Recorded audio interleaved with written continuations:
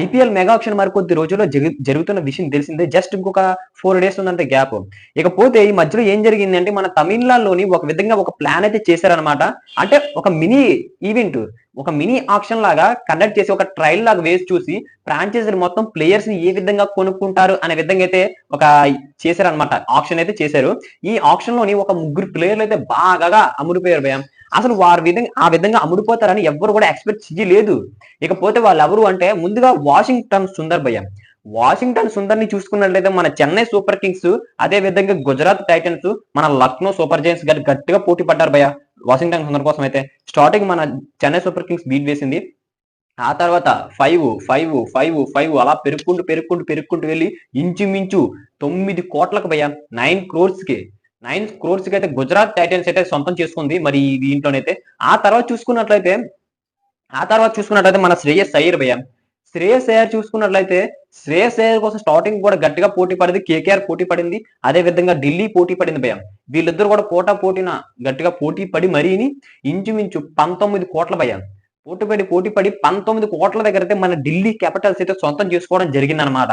ఆ తర్వాత చూసుకున్నట్లయితే ఈ విధంగా ఎక్స్పెక్టేషన్స్ అయితే ఎవ్వరు పెట్టుకోలేదు భయ. ఇంచుమించు ఇప్పటికొచ్చి ఐపీఎల్ చరిత్రలోనే ఇంతగా బీట్ కి అమ్ముడుపోయిన వ్యక్తిగా, ఇంత అమౌంట్ కి అమ్ముడుపోయిన వ్యక్తిగా ఒకే ఒక ప్లేయర్ నిలిచిపోతారని గట్టిగా వినిపిస్తున్న టాక్ అనమాట.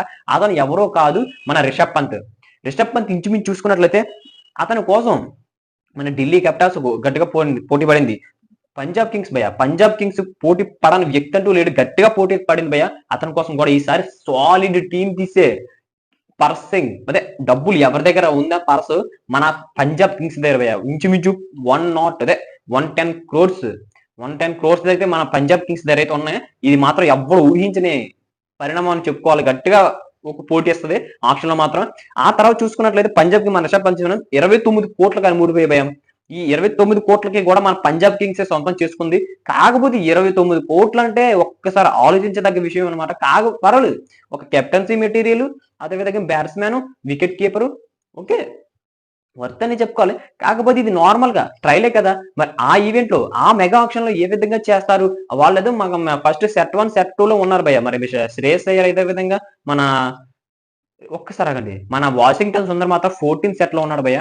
మన Rishabh Pant, Shreyas Iyer first and second set లో ఉన్నట్టున్నారు. మరి వీళ్ళైతే చాలా తొందరగానే అమ్ముడిపోతారు. మరి మీరేమనుకుంటున్నారు భయ్య, రిషబ్ పంత్ అంత అమౌంట్ కి అమ్ముడిపోతాడా?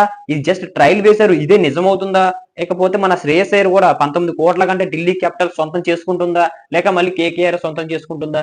లేకపోతే మన వాషింగ్టన్ సుందర్ మళ్ళీ ఎస్ఆర్హెచ్ లోకి వస్తాడా? లేకపోతే గుజరాత్ టైటన్స్ ఇక్కడ జరిగినట్టే గుజరాత్ టైటన్స్ లేక మిగతా టీమ్స్ ఏమైనా పోటీ పడతాయా? ఇప్పుడు వాషింగ్టన్ సుందర్ గురించి ఎందుకు 9 crores అంటే అతను ఫుల్ ఫామ్ లో ఉన్నాడు భయ్. ఇప్పుడు జరిగిన ఈవెంట్స్ లో అయితే ఫుల్ ఫామ్ లో ఉన్నాడు. అందుకోసమే అతని కోసం గట్టిగా వెళ్లే అవకాశాలు చాలా ఎక్కువగా ఉన్నాయి. మళ్ళీ మన ఎస్ఆర్హెచ్ అయితే తీసుకునే అవకాశం అయితే ఉంటుంది. ఎందుకంటే ఒక బ్యాట్స్మెన్, అదే విధంగా స్పిన్ బౌలింగ్ చాలా యూజ్ అవుతుంది మన ఎస్ఆర్హెచ్ కి అయితే. మరి మీరేమనుకుంటున్నారు భయ్య? మరి మళ్ళీ తిరిగి మన వాషింగ్టన్ వస్తాడా? లేకపోతే రిషబ్ పంత్ పంజాబ్ కి వెళ్తాడా? లేకపోతే ఢిల్లీకి మళ్ళీ శ్రేయస్ అయ్యర్ కెప్టెన్ అవుతాడా అనే విషయం అయితే చూడవలసి ఉంది. మరి మీరేమనుకుంటున్నారో కామెంట్ చేసేయండి. Thank you.